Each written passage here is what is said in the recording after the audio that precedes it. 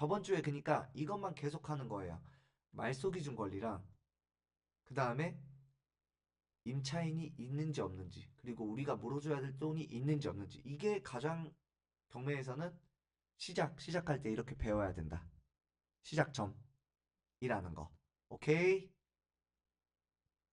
그 다음에 경매 기초에서 이제 조금씩 나아가야 될 것들 우리가 이제 임차인이 있다 라고 하면은 이렇게 임차인 현황 보면은 소액 임차인이라는 게 보일 때가 있어요. 소액 임차인이라는 게. 그러면 이 소액 임차인이라는 거는 뭐냐? 라고 하면 여기서 나와 있어. 소액의 보증금으로 임차를 하고 있는 임차인을 보호해주는 주택임대차 보호법에서 규정하고 지역과 시기에 따라 그 기준 비용과 보장 내용이 상이하니 표를 확인해야 된다. 라고 하니까 이게 막 어렵지. 이것만 보면은. 그래서 어떤 거냐? 우리가 이제 무언가 월세 계약을 하면은 월세 계약 한번 봅시다. 월세 계약을 이렇게 딱 하게 되면은 그 부의유전자 경매실 들어가면은 자료실에서 경매 관련 도표 이렇게 하면 주택임대차 보호법이 있어. 이 임대차 보호법에 따라서 소액 임차인이 정해진다라고 보면 되는 건데 우리가 여기에서 어떻게 할 거냐면 각 소액 임차인들마다 따라서 어떻게 되어 있냐면 이 기준표가 있어. 임대차를 보호해주겠다라는 표가 있는데 우리는 이제 서울이다. 예를 들어서 서울이에요. 보면 보증금 범위가 나와 있고 최우선 변제액이 있죠. 이거는 내가 보증금 설정하는 금액, 그 다음에 얼마까지 나는 돌려받을 수 있다라는 이 금액이 있어요. 그러면 지금의 현재 서울에 한번 봅시다. 서울은 보증금 1억 6,500만 원 이하 5,500만 원까지 보장을 해주겠다라는 거예요. 소액 임차인은. 그러면 내가 월세 이렇게 보증금 계약할 때 월세로 계약했는데 1억 7천만 원으로 만약 월세를 계약을 했어요. 만약 보증금을. 그러면 우리가 이 5,500만 원 받을 수 있을까요? 안 될까요? 1억 7천으로 우리가 계약을 했다. 그럼 못 받아요. 그래서 1억 6,500만 원까지 설정을 하고 그 다음에 우리가 나중에 못 받을 시 이제 최우선으로 변제를 해주겠다라는 금액이 5,500만 원이에요. 알겠죠? 그래서 우리가 보증금 이렇게 설정할 때 5,500만 원까지 이렇게 해놔야 나중에 지금의 서울에서 나중에 무슨 문제가 생기더라도 우리 먼저 5,500만 원 이렇게 받을 수 있게 보증금을 보호받을 수 있어요. 근데 여기서 이제 한 가지 착각할 수 있는 게 어떤 거냐? 예를 들어 우리 말소기준 권리 배웠어요? 안 배웠어요? 배웠죠? 이 효력이 발생하는 거는 이거 굉장히 중요해요. 어느 시점이냐면 말소기준 권리의 시점이에요. 그러면 우리가 들어오는 날짜가 2024년이라고 치는데 여기서 말소기준 권리가 21년이다 라고 해요. 그러면 5,500만 원까지 뭐 1억 6,500만 원 이하 이게 아니라 그 기준점이 여기로 잡혀. 근데 우리가 1억 6,500만 원 이하면은 5,500만 원까지 받을 수 있으니까 우리는 여기에서 그 보증금을 1억 6,500이니까 지금 계약하면 1억 6,500까지 받을 수 있다니까 1억 6,500을 해버려. 근데 여기에서 말소기준 권리 보니까 21년도네? 그러면 1억 6,500으로 계약하더라도 현재 24년이라고 하더라도 효력은 21년도 걸로 적용되니까 우리가 소액 임차인 보증금 받을 수 있어요, 없어요? 못 받는다. 그래서 우리가 생각해야 될 게 지금의 시점에 계약하는 게 지금 이렇게 보증금 1억 6,500 이하니까 괜찮다. 이게 중요한 게 아니라 말소 기준 관리 그 7가지 중에 가장 먼저 이루어진 것들 있죠. 우리가 아까 말소 기준 관리 찾았을 때 그 시점에 소액 임차인이어야 돼. 그러면 한번 이런 물건들이 악용도 될 때도 있으니까 이렇게 우리가 말소 기준 관리가 예를 들어서 2016년에 여기에서 근저당이 있었어. 근데 1억 이하야. 이미 근저당이 16년에 되어 있고 그 다음에 우리는 24년도에 이제 임차를 들어가려고 하는데 그러면 우리는 보증금을 얼마까지 걸 수 있어야 돼? 우리는 1억이야. 지금이라고 1억 6,500 이렇게 이하라고 해가지고 걸면은 우리는 받을 수 있다 없다. 임차인은 돈은 돌려받을 수 있다 없다. 없다. 이거 중요해요. 소액 임차인 할 때. 알겠죠? 이런 게 이제 소액 임차인이다. 알겠죠? 그래서 우리가 월세 계약할 때 최우선 변제금이 예를 들어서 서울이니까 최우선 변제금이 여기에서 5,500만 원까지니까 우리는 월세 월세 예를 들어서 계약할 때 이 최우선 변제금만큼은 받을 수 있어야 되겠죠. 그래서 그렇게 한다. 그래서 우리가 등기부등본을 떼볼 때 24년에 최근에 입주를 하더라도 예를 들어서 저기에서 근저당이 최고의 서울 보니까 18년도에 근저당이 되어 있네 라고 하면 3,400만 원까지란 말이에요.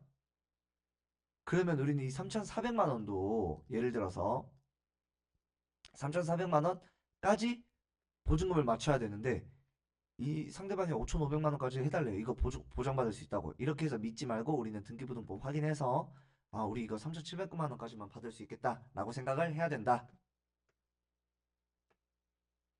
중요하죠. 그래서 제가 등기부등본 내가 사는 곳 봐야 되고 그리고 전세면 전세 그리고 월세면 월세 내 돈 지키는 법부터 배워야지 우리는 경매로서 돈을 벌 수도 있어요. 내 돈부터 잃지 않아야. 되도록 그러면 이제 소액임차인 이렇게 보면은 볼 수 있겠죠? 여기 한번 봐봐요. 말소 기준 권리가 2013년 6월 19일이야. 그리고 전입은 21년도에 했어. 그럼 이게 서울이라고 치면 예를 들어서 이게 서울이라고 쳐요. 그러면 우리는 소액 임차인 보증금 표를 2013년도 걸로 봐야 돼, 안 봐야 돼? 그렇죠. 서울 걸로 보니까 7,500만 원 이하 2,500만 원까지 받을 수 있네. 그럼 이 보증금은 7,500만 원까지 뭐 했으니까 우리가 이거는 뭐 받을 수 있다. 라고 볼 수 있겠죠. 대신 2,500만 원까지. 여기서 그러면은 등기부등본 봤는데 등기부등본에서 말소기준 권리 한번 찾아봐요. 여기서 말소기준 권리 언제다? 11월 26일 이렇게 되어 있죠. 여기서 이제 질문 중에서 어떤 게 많이 나오냐면은 이제 우리는 질문 이렇게 나와 있으면 예를 들어 우리가 근저당 날짜랑 이 근저당 날짜랑 임차인의 전입일자 날짜랑 똑같아요. 쉽게 이야기해서 말소 기준 권리 날짜랑 임차인의 전입일자 날짜랑 똑같다. 이제 날짜가 똑같으니까 그 날짜 이전과 이후만 배웠잖아요. 우리는 지금. 근데 그 날짜가 똑같을 때는 어떻게 되냐면 우리가 이 말소 기준 권리에서 만약 은행이 있어. 근저당이면 거의 은행이죠. 은행이 있어. 그리고 개인 간에 사람이 있잖아요. 지금 임차인의 계약은 누구랑 하는 거야? 개인이랑 집주인이랑 하는 거죠. 들어오는 사람이랑. 그러면 은행이 셀까요? 개인이 셀까요? 은행이 세죠. 이렇게 외우면 좀 쉽다. 은행이 아마 개인이랑 싸우면 누가 이길 것 같아? 은행이 이길 것 같죠. 그래서 우리는 이런 거를 물건과 채권이라고 하는데 물건은 은행이 우리 물건을 보고 담보를 해주죠. 그리고 채권은 사람 간의 사람이 이제 계약을 하는 거죠. 그래서 우리는 이걸 물건 우선주의 법칙이라고 하는데 그래서 우리는 물건을 우선시한다. 채권과 동일할 때. 채권과 동일한 날짜에 실행이 될 때. 그래서 이런 걸로 정말 사기를 많이 쳤어요, 사람들이. 왜냐면 나는 은행에서 오늘 대출을 받고 나는 오늘 회원님을 임차인 계약을 해.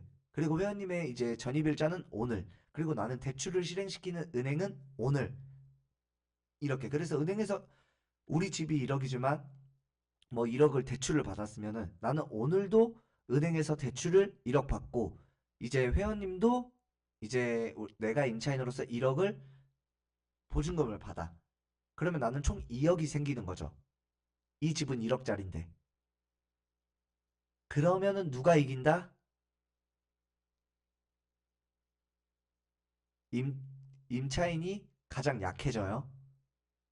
알겠죠? 은행이랑 임차인이랑 둘 다 1억을 나한테 줬잖아요. 집주인인 나한테.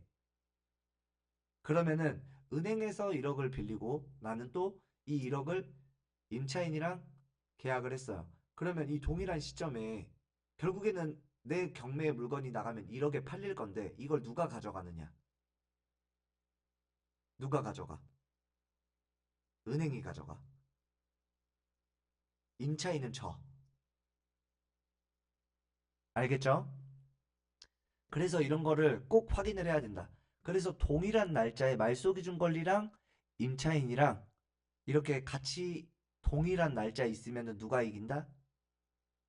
이제 은행이 이긴다라고 보면 된다, 우리는. 알겠죠? 그 다음에 임차인의 현황. 임차인 있어요, 없어요? 임차인 없죠? 여기까지가 원래 우리가 이제 계속했던 거예요. 지금 맞죠? 여기서 가장 중요한 게 매각 물권 명세서라는 건데 이 매각 물권 명세서란 법원에 담임 뭐 법원 담당 보좌관이 진짜 이게 진짜인 서류야. 이 법원은 이것만 보고 판단할 거야.